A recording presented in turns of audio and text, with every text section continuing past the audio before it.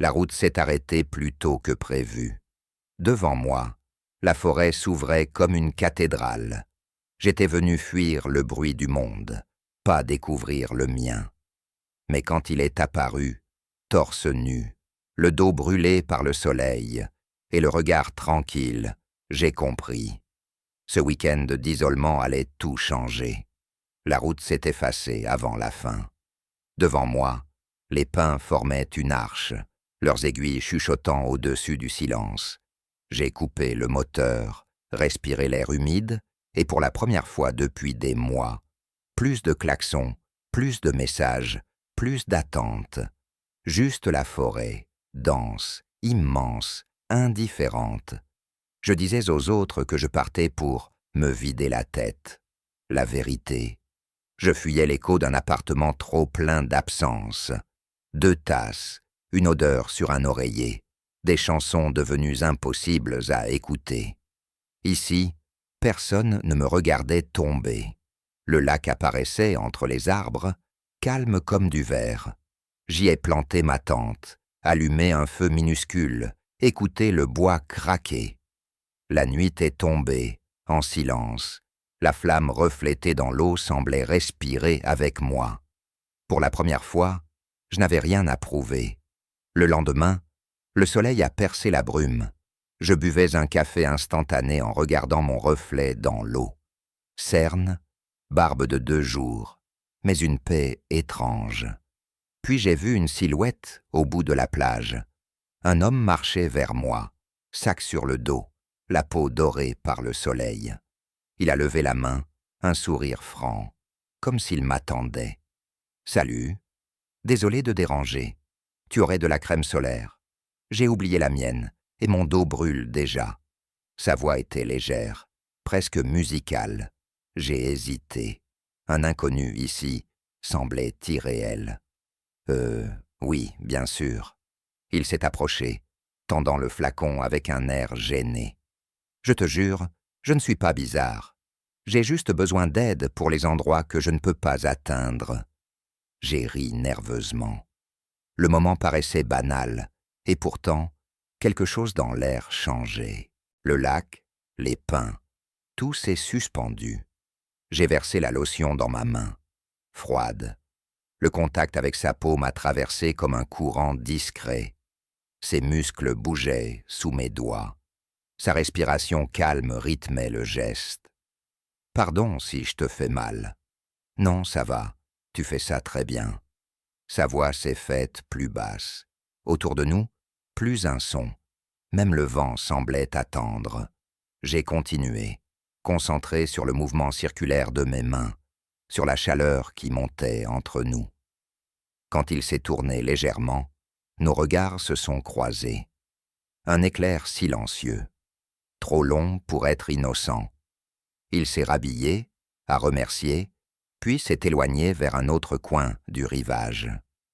Je suis resté là, les paumes encore tièdes, le cœur battant sans raison claire. J'aurais voulu me convaincre que ce n'était rien, de la politesse, un geste anodin, mais le mensonge sonnait creux. L'après-midi a glissé lentement. Chaque son semblait amplifié. Le clapot de l'eau, le cri d'un oiseau, mon propre souffle. J'attendais sans l'admettre. Vers le soir, il est revenu, un petit réchaud à la main. Le vent est meilleur de ce côté. Ça te dérange si je m'installe ici? Non, bien sûr que non. Il a préparé des nouilles, rit en disant qu'il n'avait rien attrapé à la pêche. Il parlait de lumière, de photographie, de routes sans destination.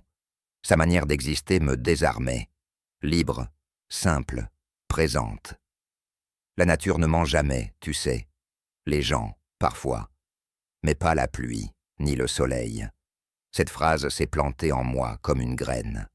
Le soir, a tourné, au violet. Nous avons lavé nos tasses au bord du lac.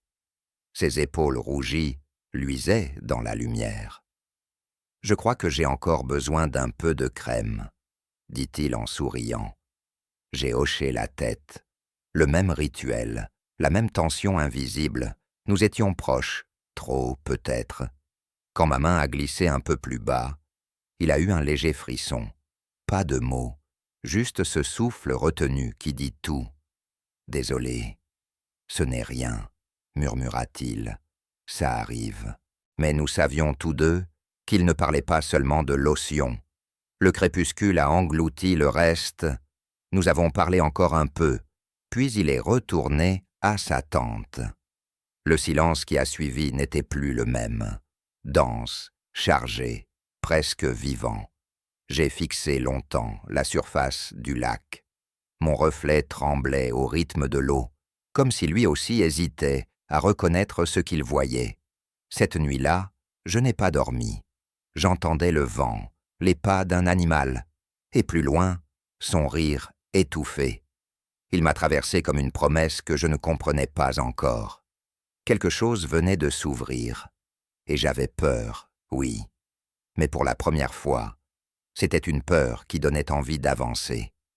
La pluie a commencé sans prévenir, épaisse et droite, comme si le ciel décidait pour nous. Quand Adrien t'a soulevé le rabat de ma tente, tout s'est rétréci à sa voix basse et au martèlement de l'eau. J'ai dit oui avant de comprendre ce que j'acceptais vraiment. Le grondement s'est installé comme un souffle continu. Assis côte à côte, nous avons attendu que l'averse passe, mais elle redoublait. La toile vibrait, chaque goutte claquait comme un rappel. Dehors, le monde. Dedans, ce que je n'osais nommer. Nos genoux se frôlaient à peine. Pourtant, je sentais une chaleur s'accumuler dans ce minuscule espace, une tension qui ne cherchait pas à convaincre, seulement à y exister. « Tu es sûr que ça va ?» a-t-il demandé. « Oui », ai-je répondu, trop vite. Le silence s'est chargé. Le bruit de la pluie a fini par ressembler à une respiration commune. Son épaule a glissé contre la mienne. Un contact trop léger pour être un hasard, trop simple pour être un geste calculé.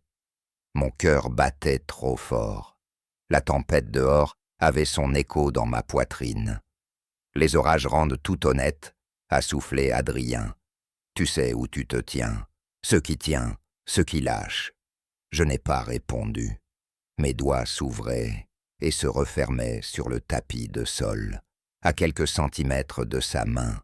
La distance était ridicule, mais c'était un pays entier à traverser. Quand la foudre a blanchi la toile, j'ai vu son regard, non pas sûr, mais patient. Il ne me poussait pas, il me laissait arriver ou partir. Alors il a posé sa main près de la mienne, paume vers le haut, proposition silencieuse. L'air a semblé ralentir. J'ai laissé mes doigts trouver les siens, hésitant d'abord, puis ancré, comme si ce simple geste avait enfin la permission d'exister. La chaleur de sa peau m'a ramené au présent. Le tonnerre s'est éloigné. Pourtant, la rumeur en moi ne faiblissait pas. Nous ne parlions presque pas. Sa tête s'est posée contre mon épaule. Sa respiration, régulière, a calmé la mienne. Ce n'était pas un aveu, ni une promesse, plutôt une trêve. Le monde s'est réduit à deux corps immobiles, trop proches pour l'indifférence, trop sages pour l'abandon. L'orage, peu à peu, a perdu ses dents. La pluie devenait fine, obstinée. « Tu n'as rien à prouver », a-t-il dit enfin. « Sois juste là, être là. » Je ne savais plus si j'en étais capable sans jouer un rôle. Pourtant, je n'ai pas bougé. Son front a effleuré mon épaule, et l'air s'est fait plus lourd, une chaleur qui montait sans bruit. J'ai fermé les yeux. L'odeur d'eau et de résine, sa présence proche, la sensation d'une frontière déplacée sans violence. Un calme étrange m'a traversé, pas l'euphorie, une clarté plutôt, comme si la pluie nettoyait autre chose que la terre. Le temps s'est dilaté. Lorsque le tonnerre a cessé, il a levé la tête. Nos regards sont restés suspendus, trop longtemps pour un simple remerciement. Je sentais son souffle, mes pensées s'alignaient une à une, prêtes à s'effondrer si je les nommais. La distance entre nos visages a tremblé, un fil tendu. Tu n'as rien à faire que tu regretterais, a-t-il murmuré. Je ne sais pas ce que je regrette, ai-je avoué. Il n'a pas souri. Son regard disait seulement « Je t'entends ». La pluie a glissé en murmure autour de nous. Mes doigts ont serré les siens. Nous n'avons pas traversé la ligne. Nous l'avons regardée de très près, jusqu'à comprendre qu'elle n'était pas l'ennemi. Plus tard, il s'est endormi, la main toujours dans la mienne. Je suis resté éveillé, à écouter la tente craquer, l'eau goûter, son souffle ralentir. Les mots manquaient, et c'était peut-être mieux ainsi. Chaque mot risquait de casser ce qui tenait enfin debout. À un moment, il a bougé légèrement. Sa paume a glissé le long de mon poignet. Une chaleur douce a mis le feu à mes certitudes. Je me suis surpris à sourire dans le noir. À l'aube, la pluie n'était plus qu'un voile. Je l'ai senti se détacher doucement, comme pour ne pas rompre la tranquillité qu'il avait déposée. Au dehors, une buée fine montait du sol. Il a soufflé un bonjour, à peine audible, puis a quitté la tente pour allumer son réchaud. Je suis resté seul un instant, les doigts encore emplis de la mémoire de sa main. Et c'est là que la peur est revenue, plus froide. Tout semblait trop simple, donc dangereux. J'ai respiré profondément. Le lac attendait, lui aussi. Quand je l'ai rejoint, la vapeur de café dessinait une fumée fragile au-dessus de la casserole. Il m'a tendu une tasse, comme si la nuit n'avait rien bouleversé. Et c'est précisément ce calme qui m'a ébranlé. « Je vais marcher », ai-je dit, « prendre l'air. »« D'accord », a-t-il répondu sans insister, « prends le temps. » Ce « prends le temps » sonnait comme une clé déposée sur la table. Je l'ai prise sans savoir encore quelle porte elle ouvrait. Au départ du sentier, j'ai regardé le lac, la tente, sa silhouette penchée sur la flamme. Rien n'avait changé, tout avait bougé. J'ai fait un pas, puis un autre. Le bois a refermé sur moi ses aiguilles. Et au rythme de ma montée, une question simple a fissuré la panique.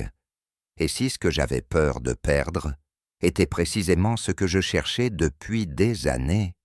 Le sentier montait en lacets serrés. Chaque virage repoussait la forêt derrière moi et m'exposait au vent. J'avais espéré trouver là-haut une réponse. Je n'y ai trouvé que ma voix, plus honnête à mesure que mes jambes brûlaient. Je me suis assis sur un rocher, le lac minuscule en bas, comme une pièce oubliée dans la poche du paysage. La nuit me revenait par fragments, sa main offerte, la pluie qui nous ceinturait, l'apaisement dans ma cage thoracique. Pas de honte, non. Une clarté qui faisait mal. La peur n'était pas d'avoir franchi un interdit. C'était de devoir maintenant vivre selon ce que j'avais compris. Et si le vide sous mes pieds n'était pas un gouffre, mais une vallée où descendre enfin? Quand je suis redescendu, le feu était éteint. Son camp, en ordre. Une note m'attendait, glissée sous ma gourde. Tu ne me dois pas d'explication. Sois honnête avec toi-même. Je l'ai lu plusieurs fois, comme si les mots pouvaient changer.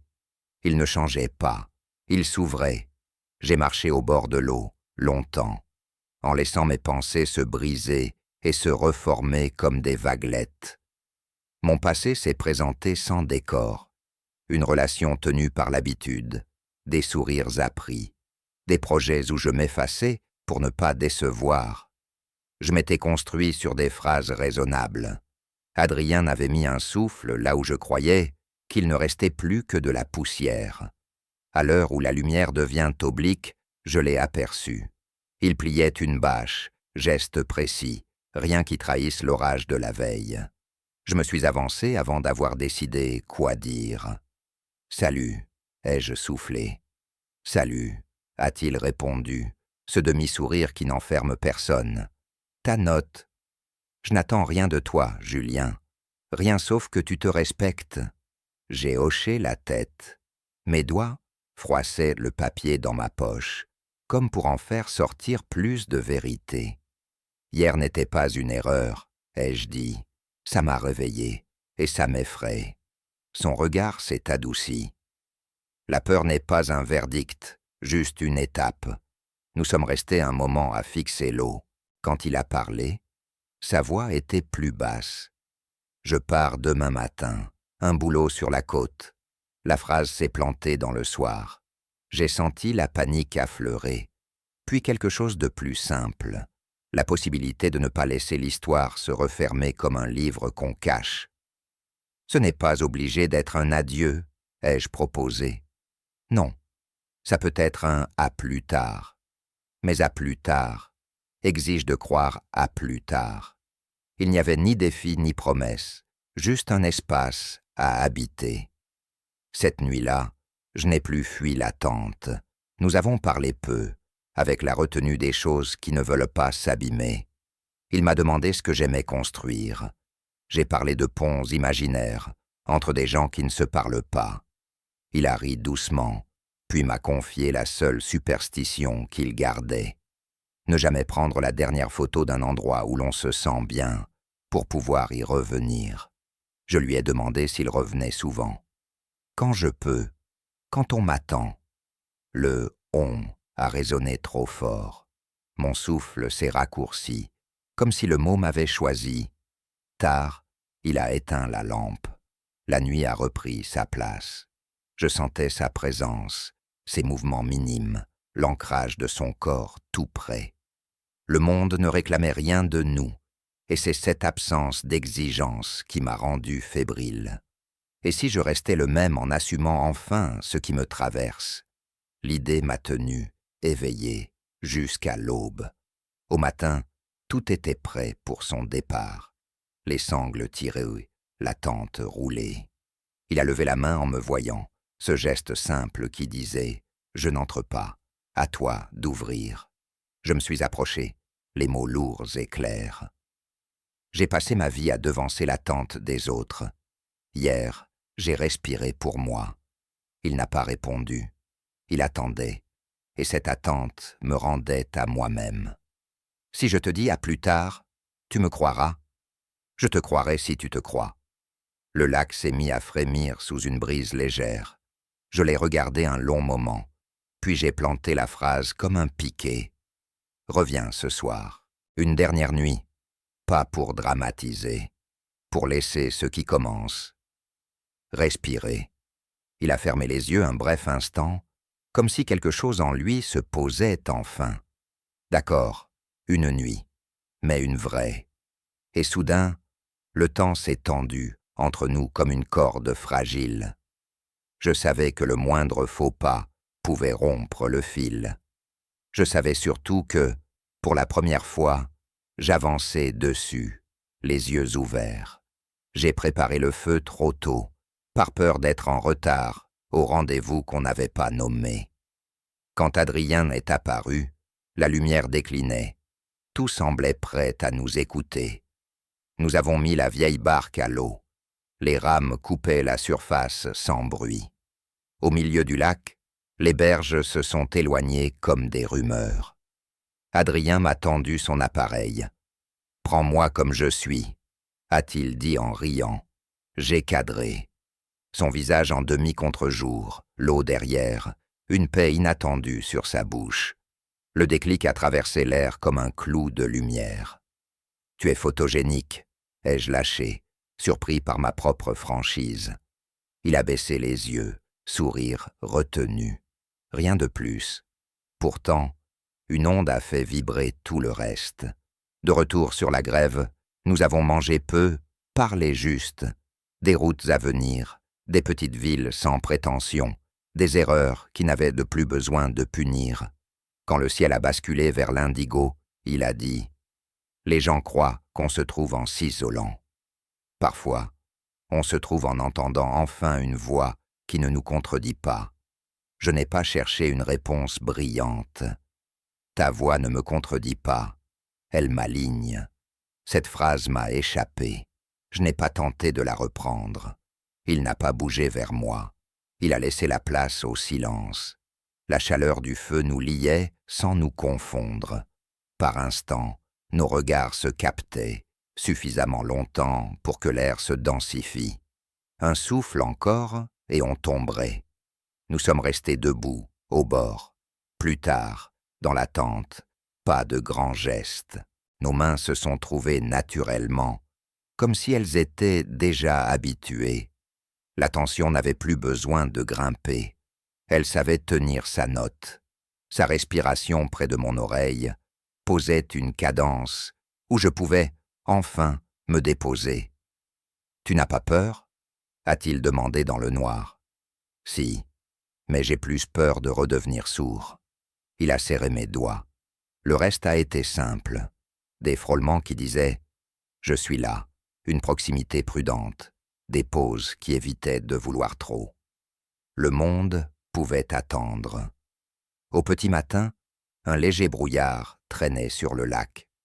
Nous avons plié nos affaires lentement, non par paresse, mais pour retarder le moment où les gestes prennent la parole à notre place. J'ai senti mon téléphone vibrer au fond du sac. Des messages, le travail, un ami, une invitation. J'ai éteint l'écran. Tu vas devoir rentrer. Oui, à un moment. Je ne te demande pas de choisir, Julien. Je te demande d'être cohérent. Cohérent. Le mot m'a traversé. Il ne réclamait pas un drapeau, juste une ligne. Au village, à une demi-heure de marche, il y avait un bus pour la vallée. Adrien devait prendre la route vers le nord. Nous y sommes allés ensemble, comme deux fils qui se dédoublent. Devant l'arrêt, le monde reprenait ses habitudes, bruit, annonces, odeur de pain chaud. J'ai eu le vertige, cette sensation d'avoir rêvé trop vrai. « Je pars », a-t-il dit doucement. « Je sais. Si tu as besoin de temps, prends-le. Si tu as besoin d'un horizon, regarde. » Il a montré la route d'un geste bref. Rien de romantique, rien d'insistant.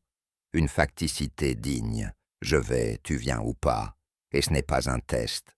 Le bus a freiné. Les portes ont soufflé. Un groupe a poussé derrière moi.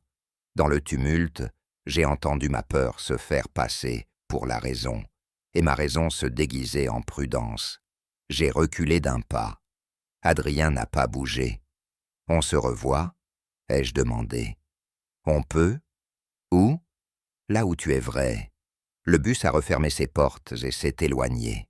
Le silence est revenu, avec une netteté étrange. J'ai regardé la route, puis lui. Et si je n'étais vrai qu'ici ? Alors commence ici. Le reste suivra. Il a ouvert la portière de son van. Je pouvais dire merci, au revoir, à bientôt. Il me restait une phrase à trouver, celle qui ne serait pas un décor. La lumière a changé, une ombre a glissé sur la chaussée. Et j'ai compris que repousser, encore, c'était recommencer la fuite sous un autre nom. « Reste 1 heure, ai-je dit. Donne-moi l'espace d'un pas. »« 1 heure, a-t-il répété. Je peux. Cette heure serait un pont ou un alibi. Elle serait surtout le lieu où ma décision cesserait d'être un projet. Je l'ai su en remontant le long de la route. Il n'y a pas d'endroit sûr pour devenir soi. Il n'y a que des moments où on se tient droit malgré le vent. On a passé l'heure à ne presque rien faire. Marcher le long du lac, s'arrêter sans raison, reprendre. Chaque silence accrochait un choix. À la fin, il ne restait plus que la route et ce que j'étais prêt à déposer derrière moi. Adrien a chargé son sac, geste lent. « Je dois y aller », a-t-il dit. Le mot « doigt » sonnait comme un couvercle. Je l'ai regardé poser la main sur la poignée. Un ancien Julien aurait souri, salué, promis de garder le contact. Celui d'aujourd'hui a laissé monter la phrase qui tremblait depuis l'aube. « Emmène-moi jusqu'au prochain carrefour, rien d'autre. » Il m'a observé longtemps. « Tu es sûr ? » ?»« Non, mais je suis décidé. » Dans l'habitacle, les sons se sont alignés. Le moteur doux, l'air par la fenêtre, un rire au loin sur le parking. On a roulé sans parler. La montagne reculait, le lac devenait souvenir. À un virage, il a ralenti. On peut s'arrêter là, dit-il. Le Nord attendra que tu nommes ce que tu fais. J'ai fermé les yeux. Qu'est-ce que je faisais? Fuir encore? Ou avancer enfin? Mes doigts cherchaient quelque chose sur ma cuisse, une encre. Il a posé la main près, sans toucher. L'espace d'un battement. J'ai senti combien ne pas décider était déjà une décision. Je ne te promets pas des mots, ai-je dit. Je te promets des actes. Les mots finiront par venir, a-t-il répondu. On n'écrit pas une vérité d'un seul jet. Le carrefour est apparu. Une station-service, un panneau vers la côte, un autre vers la vallée. Il a arrêté le van. Tout s'est immobilisé. Je me suis vu, de l'extérieur. Un homme qui pouvait remonter dans un bus et redevenir lisible, ou descendre sur une route qui ne tenait pas encore sur une carte. Je suis sorti. L'air sentait le goudron chaud et la résine. J'ai fait 3 pas jusqu'au bord de la voie, regardé la montagne que je quittais, puis la bande de ciel ouverte au-dessus de nous. Il a coupé le moteur et m'a rejoint, sans m'encercler. On peut se dire au revoir ici, a-t-il soufflé. Rien ne sera perdu. Si, le mouvement. Il a levé les yeux vers la ligne claire de l'horizon. Alors garde-le. Je n'ai pas voulu d'embrassade héroïque, pas de phrase pour les livres. J'ai simplement dit « Je viens, jusqu'à la côte. Après, on verra. » Il n'a pas fêté la décision. Il m'a juste ouvert la portière côté passager. Comme on ouvre une fenêtre. J'ai déposé mon sac à mes pieds. Le van a repris la route. Les pins défilaient en colonnes silencieuses. Mes pensées se rangeaient l'une après l'autre. Je n'étais ni un autre, ni enfin révélé. J'étais le même, en train d'accepter une part laissée dans l'ombre trop longtemps. Plus tard, la mer a suggéré sa présence par une odeur de sel, un vent différent. Adrien a glissé. Il n'y a pas de badge à obtenir. On marche, on ajuste, on marche encore. Et si je retombe, on se relève, ou on s'allonge un moment. Mais on ne se ment pas. Nous avons trouvé une route surplombant la côte. Il a garé le van face au large. Le soleil, déjà bas, découpait des pans d'argent dans l'eau. Je sentais la fatigue me traverser, cette douceur qui arrive quand la peur lâche un cran. On est resté là. Mon épaule a frôlé la sienne. La proximité n'avait plus besoin d'excuses. Demain, j'ai des prises de vue tôt, dit-il. Tu n'es pas obligé de rester. Je ne reste jamais par obligation. Un sourire lui a échappé, simple, qui ne demandait rien. Le genre de sourire qui ne met personne en dette. La nuit a pris son temps. J'ai écouté le ressac, cette rumeur antique qui pousse et qui revient. Chaque vague effaçait une phrase ancienne, soit plus discret, soit plus conforme, soit plus simple. Il ne restait que soit présent. J'ai pensé aux années empilées sur des étagères bien rangées, à ma façon de m'y tenir droit, en disparaissant par politesse. La politesse a ses limites. Au-delà, elle devient une manière de s'absenter. « Tu regrettes ?» a demandé Adrien, presque par devoir. « Non, j'ai peur, mais ma peur a enfin un visage. Et il ne me parle pas comme un ennemi. Il a acquiescé, comme si la phrase n'avait pas besoin d'être commentée. Le reste s'est dit autrement. Une main posée, retirée, reposée.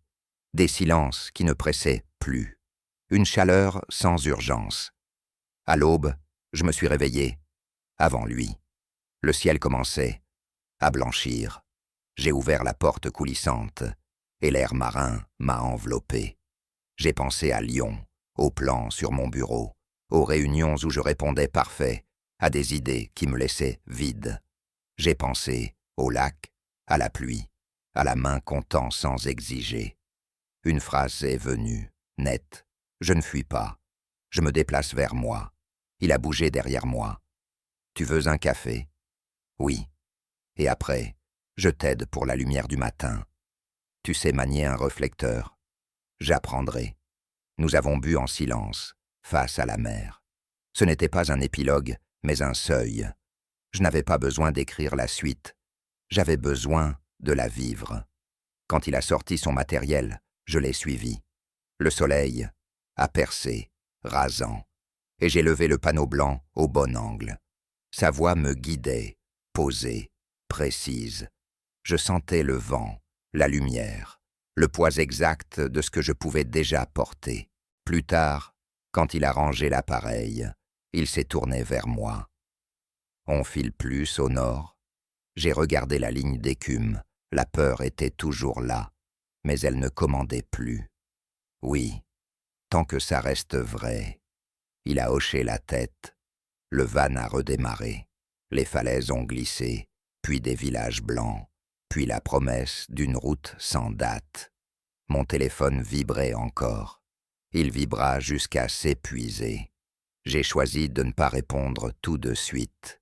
Répondre exige parfois de d'abord se répondre à soi. Nous n'étions pas devenus une histoire exemplaire, encore moins un manifeste. Nous étions deux hommes dans une voiture, avec une lumière devant et assez de silence pour s'écouter. J'ai posé la main sur l'accoudoir. La sienne, tout près, n'a pas bougé. Ce presque contact suffisait. Le monde pouvait attendre 1 heure de plus, et quelque part entre le grondement de la mer et le moteur régulier, j'ai senti la vérité se déposer. Nous n'avions pas cassé des règles, nous en avions cessé certaines. Le reste, nous l'apprendrions au rythme de la route.